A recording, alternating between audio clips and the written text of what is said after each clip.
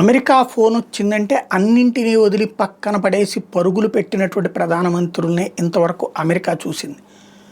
గతంలో కూడా మన ప్రధానమంత్రులు ఏదన్నా అత్యవసర సమావేశాలు ఉన్నా సరే అమెరికా నుంచి ఫోన్ అనగానే అది ఉపాధ్యక్షుడు చేసినా ఎవరు చేసినా సరే పరిగెత్తుకుంటూ వచ్చే సిచ్యుయేషన్. అట్లాంటిది న్యూయార్క్ టైమ్స్ తాజాగా కూడా మెన్షన్ చేస్తుంది. 4 సార్లు ఫోన్ చేసినా కూడా నరేంద్ర మోడీ ఫోన్ ఎత్తలేదు. 4 సార్లు ఏకంగా ట్రంపే మాట్లాడడానికి ట్రై చేసినా సరే, ట్రంప్ మాట్లాడతారు అన్నా సరే మోడీకి ఖాళీ లేదని చెప్పేశారు. అమెరికాకి అర్థమైపోయింది. ఏంటయ్యా అంటే ట్రంప్ వ్యవహార శైలి, తను మాట్లాడేది 3 ముక్కలు, కానీ తన మెదడులో ఉన్నది లేకపోతే తన చుట్టూ ఉన్న డీప్ స్టేట్ టీం చెప్పే మాటలన్నిటి చెప్పేసి అవన్నీ ఇద్దరి మధ్య చర్చలు జరిగిపోయినట్టు చెప్తాడు. మొన్న వియత్నాం అంతే, ఆడ జరిగిందేమో 3 ముక్కల చర్చ, బయట ప్రపంచానికి వచ్చి 60 ముక్కల చర్చ జరిగినట్టు చెప్పాడు. వియత్నాం ఖండించుకోవాల్సి వచ్చింది. అట్లాగే జపాన్ అయితే వాణిజ్య ఒప్పందమే మానేసింది.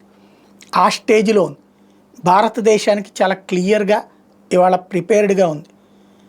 నరేంద్ర మోడీ చాలా క్లియర్గా ఉన్నారు. ట్రంప్ వ్యవహార శైలి ఇప్పుడు కరెక్ట్గా లేదు. ఈ టైంలో ఫోన్ ఎత్తితే ఏదేదో మాట్లాడతాడు అతను. తను మాట్లాడేది ఒకటి, బయటికి వెళ్ళి చెప్పేది ఒకటి. కాబట్టి ఇలాంటి ఒక విచిత్ర వ్యక్తిత్వం ఉన్నటువంటి నాయకులు ఉన్నంతసేపు భారతదేశం మొండిగానే నిలబడే ధైర్యం చేస్తుంది అన్నటువంటిది అమెరికన్ నిపుణులే చెప్తున్నారు.